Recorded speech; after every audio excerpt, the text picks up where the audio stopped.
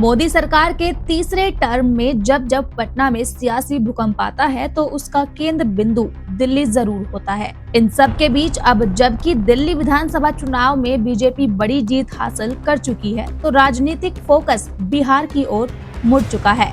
ये संयोग कहे या इंतजार कहे, इस साल के अंत में चुनाव होने की संभावना है। मुख्यमंत्री नीतीश कुमार 5वीं बार सत्ता में वापसी की कोशिश कर रहे हैं, जबकि आरजेडी नेता तेजस्वी यादव 2 दशकों से सत्ता विरोधी लहर का फायदा उठाने की रणनीति बना रहे हैं। लेकिन इन सब के बीच बीजेपी किस मौके की फिराक में है, इसे समझने की जरूरत है। असल में बिहार में विधानसभा चुनाव इस साल नवंबर में संभावित है। बीजेपी जेडीयू गठबंधन के मुकाबले आरजेडी के नेतृत्व वाला महागठबंधन कमजोर नजर आ रहा है, जिसमें कांग्रेस और वामपंथी दल भी शामिल है। बीजेपी ने महाराष्ट्र, हरियाणा और दिल्ली में लगातार मिली जीत से उत्साहित होकर बिहार में 243 में से 225 सीटें जीतने का महत्वाकांक्षी लक्ष्य रखा है।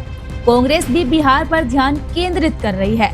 राहुल गांधी ने दिल्ली चुनाव के दौरान 5 फरवरी को पटना का दौरा किया, जो 18 दिनों में उनकी दूसरी यात्रा थी। वहीं प्रधानमंत्री नरेंद्र मोदी 24 फरवरी को बिहार दौरे पर आ सकते हैं। वे इस दौरान कुछ विकास परियोजनाओं का उद्घाटन करेंगे और किसानों की एक सभा को संबोधित करेंगे। लेकिन बीजेपी की निगाहें किस पर है, ये भी जानना जरूरी है। दिल्ली चुनाव नतीजों का असर बिहार में सीट बंटवारे पर भी पड़ सकता है। बीजेपी की लगातार 3 जीत के बाद पार्टी एनडीए में अधिक सीटों की मांग कर सकती है। 2020 के चुनाव में जेडीयू को केवल 43 सीटों पर जीत मिली थी, जबकि बीजेपी ने 74 सीटें जीती थी। हालांकि जेडीयू का तर्क है कि 2024 के लोकसभा चुनाव में उसने बीजेपी के बराबर 12 सीटें जीती थी और उसकी स्ट्राइक रेट बेहतर रही थी।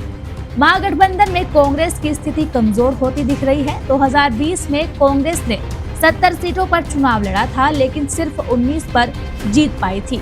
वहीं आरजेडी ने 75 सीटें जीती थी और सबसे बड़े दल के रूप में उभरी थी। ऐसे में आरजेडी कांग्रेस को ज्यादा सीटें देने के मूड में नहीं दिख रही है। नीतीश कुमार पिछले साल दिसंबर से ही प्रगति यात्रा पर हैं, जिसके तहत वे पूरे राज्य का दौरा कर रहे हैं।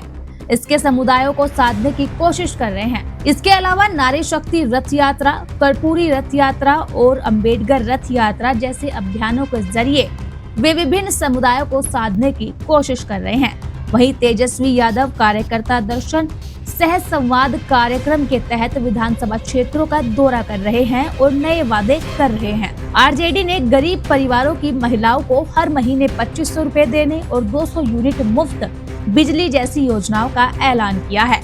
एक्सपर्ट का भले ही मानना है कि नीतीश कुमार ने अब तक सत्ता विरोधी लहर को सफलतापूर्वक मात दी है, लेकिन बार बार गठबंधन बदलने के कारण उनकी साख पर सवाल उठ रहे हैं। हालांकि बीजेपी की सफलताओं और मोदी सरकार के केंद्रीय बजट में बिहार को दी गई सौगातों से एनडीए को बढ़त मिलने की उम्मीद है।